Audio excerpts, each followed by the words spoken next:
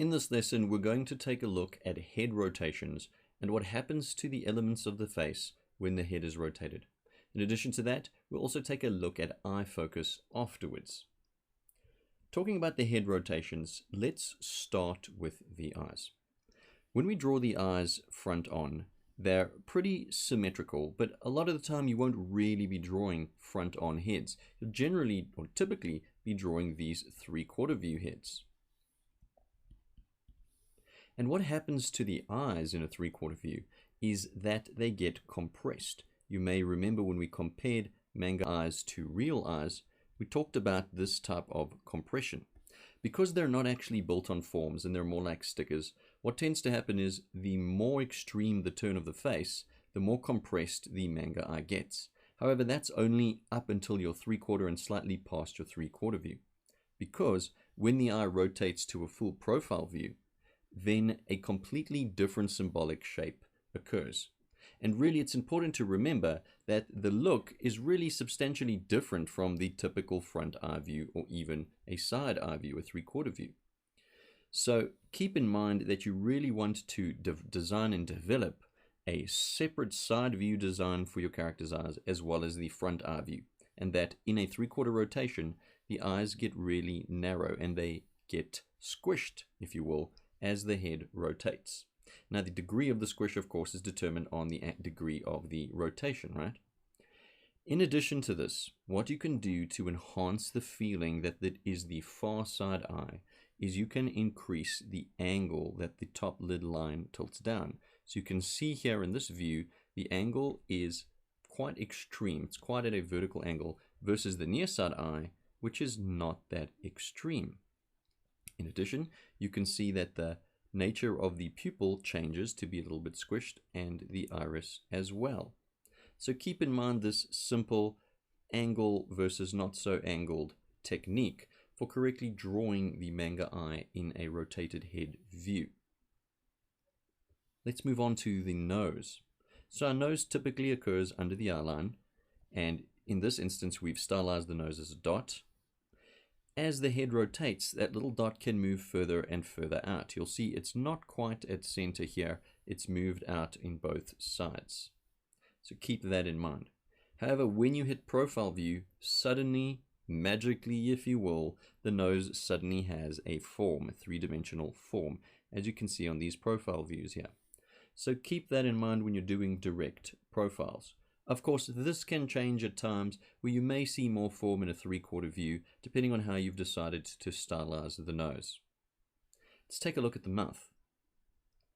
The mouth has a particular length, pretty symmetrical in the front view, but what happens in the side view is that it typically has a shorter side on the far side and slightly longer on the near side. Of course, this depends on the character's expression and other factors, but in general, you'll have a shorter line on the far side and a slightly longer line on the near side. And of course, the line should be even shorter in the profile view.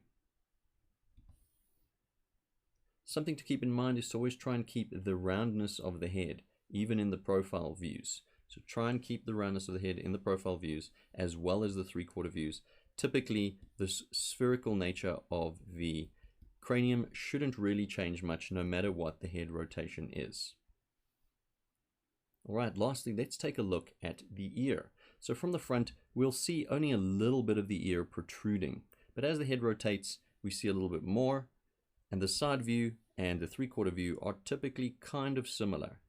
The profile view really should be just a little bit horizontally longer than the side view, so do keep that in mind, than the 3/4 view, so do keep that in mind. And then you can see that our neck here attaches with overlapping lines where it does connect to the back of the head in the profile views. So hopefully these are some solid foundations that you can help you go forward and rotate your character's heads left to right, really grasping how the eyes in particular change with these rotations as well as the nose. Let's move on to focus. When we're talking about focus, we're talking about how the eyes seem to be looking at something, how the eyes are focusing on something that they're doing.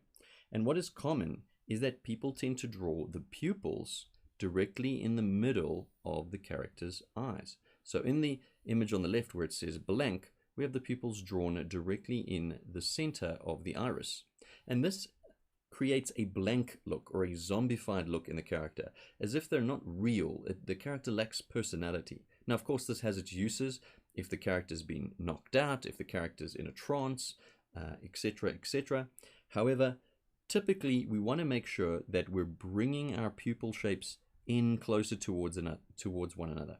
Think more slightly squint so that the pupil is sitting somewhat in of the iris. And here you can see it's as if the character's kind of looking towards us like this, whereas in this instance, the eyes are just kind of blankly staring out into space.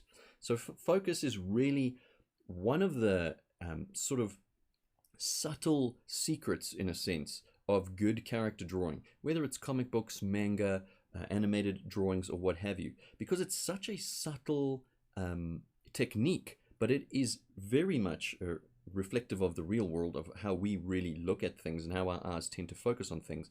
And it really adds so much personality and life to your manga drawings and to your character drawings. So don't forget to focus your pupils. Your characters typically are looking at something. They're not zoning out or having a blank stare as to whatever they're looking at, unless, of course, there's specific reasons you want that. So keep blank and focused in mind, and try to draw your characters looking at something by focusing their pupils, bringing them a little bit in of a squint to each other. And that is the end of this lesson. I'll see you guys in the next lesson.